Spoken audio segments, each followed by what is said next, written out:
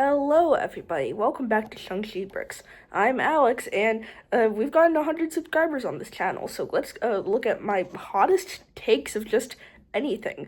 So today we'll be talking about, I have 6 different hot takes ready to talk about and explain, so this should be fun. There's different things. There's some things, if you looked at my Letterboxd account, you may know already, and then some of these things I just haven't talked about yet. But I have a bunch of different categories. I'll try to put timestamps in the description. We'll see if that actually happens. I'll try to. But first I have a kind of just a Lego take, then kind of just a movie take in general, and then Stranger Things, and then we'll have Star Wars, Marvel, and then a DC take that will make a lot of you very, very angry. And if you see the thumbnail, you may know what movie that may be about. So sit back and relax. I hope you enjoy this video. This is kind of for 1 year of Shang Chi Bricks and for 100 subscribers. So please enjoy it, and please don't unsubscribe, because after you hear what the last take will be, some of you may. Now, the first take I'll be talking about is a Lego hot take. Now, if you're not really interested in hearing about this Lego hot take, you can go switch to you can skip to a different part of the video depending on what you're interested in. I kind of told you the order already. I'll try to have images show up, so if I don't have timestamps, you'll kind of see where I talk about different things. So, the first Lego hot take I have is I like for poly bags, I'll explain what they are. I like the paper bags more than the poly bags, so I'll explain this a little bit. So, Lego's had this for a while. This is what a poly bag is. It's basically a small kind of $5 set in like a poly bag, so it's like plastic basically. Now Lego has kind of tried to make like an environmental change to have more like paper bags and Lego sets and stuff. So now this year they fully changed from these plastic poly bags to the paper poly bags. And a lot of people had this kind of big, large controversy about not liking the paper bags that much and preferring the old poly bags. Now, personally, I like the old paper bag. I like the new paper bags more for a couple reasons. First off, environmental reasons, which is nice. But second off, you can see the actual printing of the set a lot better. Like, you can see all the little details, and I think it just looks a lot nicer on paper because paper is a little more sturdy. Where you look at this, like, the color doesn't like pop out as much. And it's nice to see the pieces, I guess, but I don't know. I prefer the paper bag. I didn't really know that this was going to be such a controversy when Lego kind of started talking about this, but I like the paper bags. I think the paper bags are better than the poly bags, which, if you're in the Lego community and you have strong opinions with this, you may disagree. But yeah, we're just getting started. But I just think, like, you can just see, like, the design a lot better compared to like the poly bag and stuff. Like, I just feel like for design reasons, I like the paper bag more. For nostalgia reasons, I understand how you could argue the poly bag, but for design reasons, I just think it looks better. I will say, I guess the main thing about paper bags, which you can kind of see happen to this one, because this one went to Europe, it's a bit damaged in transit, is that it wrinkles more. I mean, normally I feel like you would just kind of open your paper bag, like you wouldn't necessarily like keep it for a while like I did, but obviously like you can very clearly see like the scrunches and the wrinkles and stuff, I guess, compared to this, even though this can get like damaged in some ways as well. Now the next take I have is kind of just a movie take in general. It kind of talks about movies and Pixar a little bit. Now, obviously, in 2023, the Barbie movie came out, which was definitely a huge hit for some people, a miss for some people, depending on who you are. I definitely liked the movie. I didn't think it was amazing. I didn't think it was terrible, but I enjoyed it. And I think the acting is great in that movie. And Ryan Gosling does a great job as Ken. But here's what my hot take is. I think Michael Keaton in Toy Story 3 is a better Ken than Ryan Gosling in Barbie. So if you didn't know, in Toy Story 3, Michael Keaton, yes, the Batman, Michael Keaton. Yeah. I'm Batman. Plays a Ken doll, and I think he's absolutely amazing. I mean, obviously, both versions of Ken are very different because Barbie's a much more adult film than Toy Story 3 is. I just think that, like, he's just a very underrated part of of that movie. I think he's like just so goofy and so silly. He just does a great job. Obviously, Ryan Gosling's awesome too. It's just personally, I kind of prefer Michael Keaton. I think I just have a lot of fun watching him, and it's also one of those things you would have no clue that this is like Beetlejuice and Batman and all these different people. So I really like Michael Keaton as Ken. Yeah, I definitely think a lot of you who definitely like Barbie a lot would probably disagree with this. And yeah, of course, Ryan Gosling gives a much more mature performance, because obviously it's a more mature movie. Barbie's a more mature movie than Toy Story 3. I think it's just the fact that, I don't know, I just don't particularly, like, Ryan Gosling just as much as Michael Keaton. I just have a lot of fun watching it. Now, that part of that's also my bias towards Toy Story 3. Toy Story 3 is arguably my favorite movie of all time, but I don't know. If you haven't yet compared the two or thought about the two comparisons, let me know what you think. I guess it isn't the hottest take ever, but it definitely is something. Now, like I said before, these hot takes are definitely going to be upping in value, because I know probably not a ton of you will have too much of a strong opinion on the last one or the last two, unless you're really serious about those things. But I definitely know that both of those takes could make people upset. So now for my third take is about Stranger Things. Now, personally, which this will be a common theme in this video, but you will see that I kind of prefer just watching things in general that are more fun than serious. And that will be reflected in several different takes I have, kind of in the Barbie take I had, and then now about this one.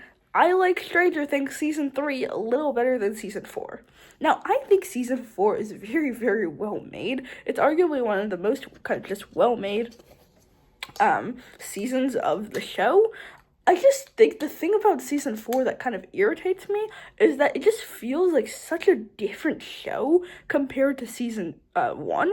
Where, like, Season 1 kind of feels more like Amblin, and, like, you know, it's about kids, like, fighting monsters and stuff, but, like, still, like, being kids and, like, you know, like, playing D&D.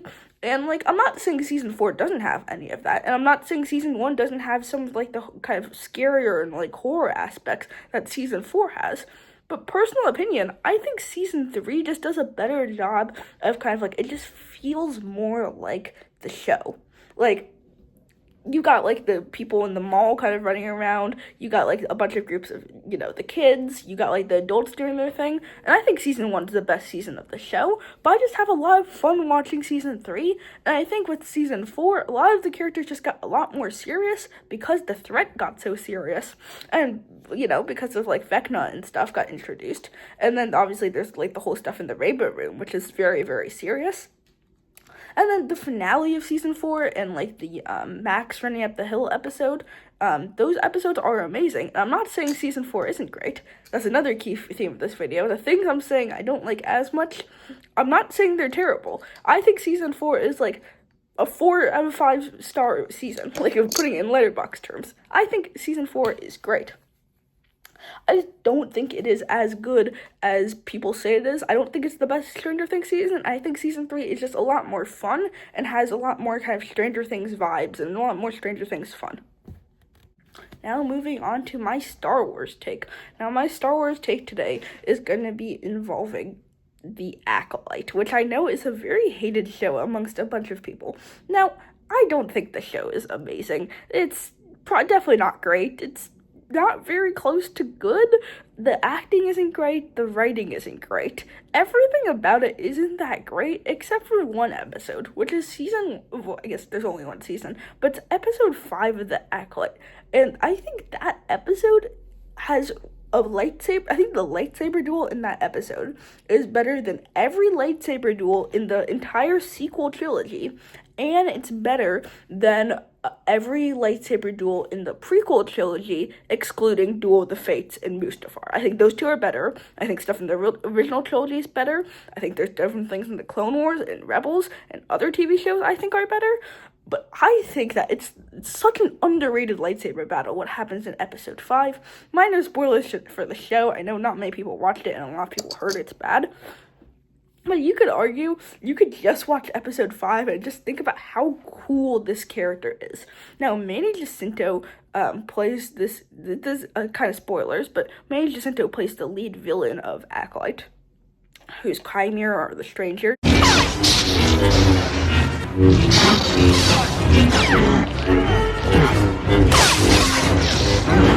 But that lightsaber fight, where it's all the Jedi against him, I wish the show was just more like that. More of like kind of just like showing kind of the fall of the Jedi, especially in this early era that we hadn't really seen in Star Wars before. And it's just so cool. The choreography is amazing in that scene. I'll try to maybe pull up a video or something, but it's absolutely, like, it's just such a cool lightsaber duel. Manny Jacinto is really, really awesome. And I think also just, like, the art, like, the visuals and the way, like, the character is portrayed, especially with that, like, really, really creepy helmet, which I think is absolutely awesome. And then also the fact of the fact that his armor is made of kurtosis, which can basically stop lightsabers from working. Like, that's just such a cool concept. And especially with this lightsaber duel with kind of these like the color schemes like a lot darker and stuff, but then there's like the lightsabers, which are kind of like the light in the shot in the sequence. It just looks so cool. And I think it's just very underrated because the rest of the show isn't great. Yeah, I think it's better than everything in the sequels. I can't think of a moment in the sequels that's particularly amazing. I mean, obviously, there's the moment of the Red Guards, which has obviously sparked tensions. Who cares? You do! Amongst people. But I do think that this scene is very good. Now, my last two takes are going to be very controversial because I know they talk about movies and characters that a lot of people have very, very strong bonds to. Now, so I guess I'll go with the second take next, which is the Marvel one. And I'll preface by saying this take could easily be changed by Spider-Man Brand New Day. So this is going to be my Spider-Man take. I think that there's been no Spider-Man movie that's been absolutely amazing besides the two Spider-Verse films. Now, personally, so I went through this year for the first time and watched all the Tobys, all the Andrews, and I've previously watched all the Tom Hollands. I just think that a lot of people grow up with a different Spider-Man, depending on when you were born. Some people grow up with Tobey, and they associate him with a lot of nostalgia. Some people grew up with Andrew. Some people grew up with Tom Holland. I also think that there's no particularly bad Spider-Man movie. There's when I'll do my Spider-Man ranking later this year, I will say that like I don't think that there's like a particularly bad one. There's just two in particular that have major flaws for me. But honestly, I think another thing is just the fact that personally, just growing up and being a Marvel fan, I was more of like an Avengers fan than I was a Spider-Man fan. Like, I don't think I had that particular connection to Spider-Man I don't think I had that much of a connection to Spider-Man before the Spider-Verse films. I think the Spider-Verse films made me a bigger Spider-Man fan in particular, but I think I've always, when I was younger and was growing up with Marvel, always preferred the Avengers. I was more of an Avengers fan. I was probably more of a Guardians of the Galaxy fan. You could argue I was even more of like a kind of just like, I just think that Spider-Man live action wise has not really had like an amazing movie. I think part of it is just, like, a lot of people definitely grew up with Spider-Man, especially the live-action ones. When I think about live-action Marvel movies, I grew up watching a lot. Infinity War, Endgame, Guardians of the Galaxy. So that's, like, reflects what I said about the Avengers and Guardians of the Galaxy thing. So I'm not saying Spider-Man is not for me, because I think that No Way Home is great. I think that Homecoming is great. I think that there are parts of different movies. I think there's parts of Spider-Man 2. I think there's parts of the first Tobey Maguire. I think there's parts of TASM 2 that are awesome. It's just overall, I don't think that there's been an overly amazing Spider-Man movie. The original take for this was going to be me just saying No Way Home's a bit overrated, but I guess overall I just kind of think that there just hasn't been like an amazing Spider-Man movie. Part of that is just personal reasons. I just don't have the nostalgia towards Spider-Man. But I do think a lot of No Way Home is not too much like better, because like everyone thinks like No Way Home is like one of the best Spider-Man, one of the best Marvel, one of the best superhero movies of all time.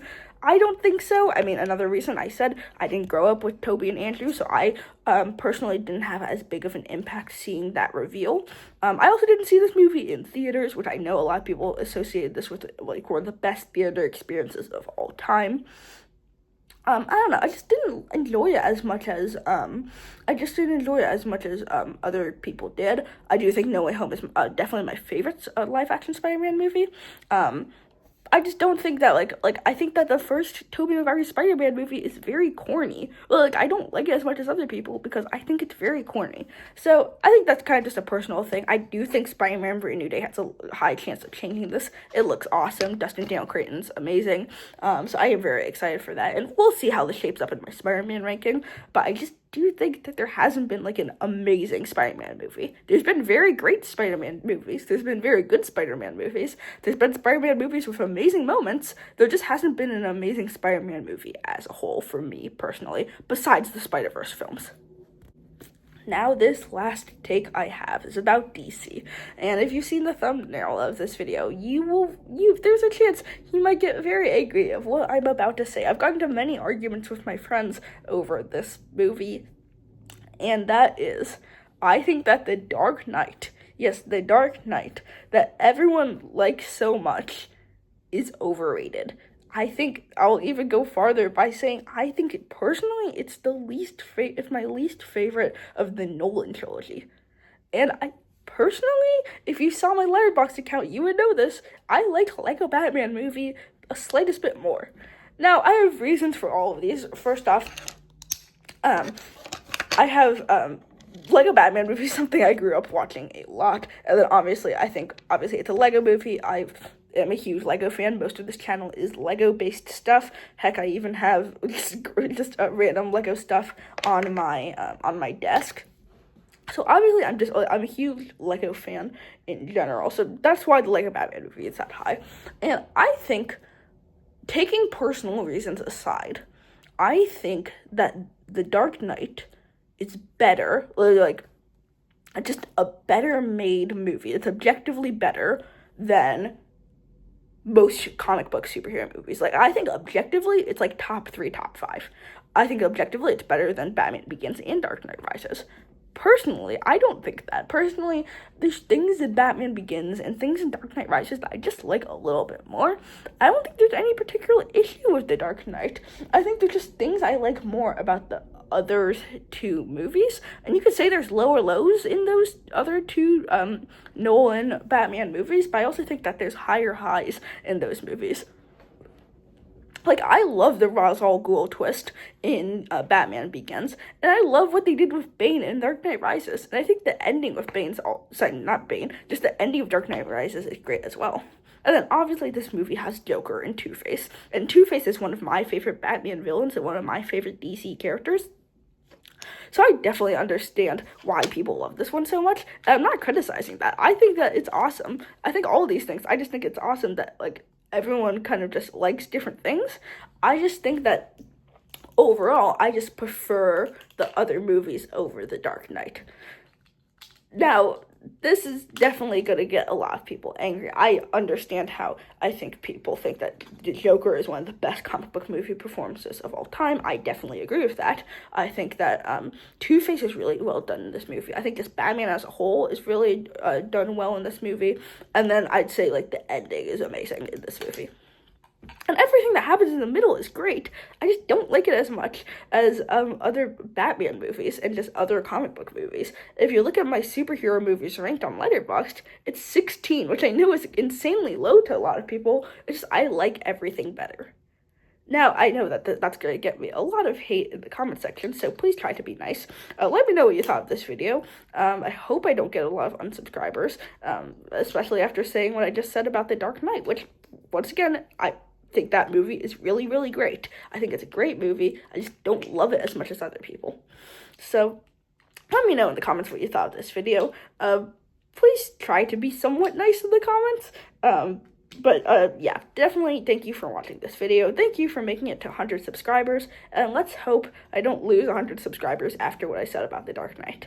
Thanks for watching this video, and I'll see you on the next one. Goodbye.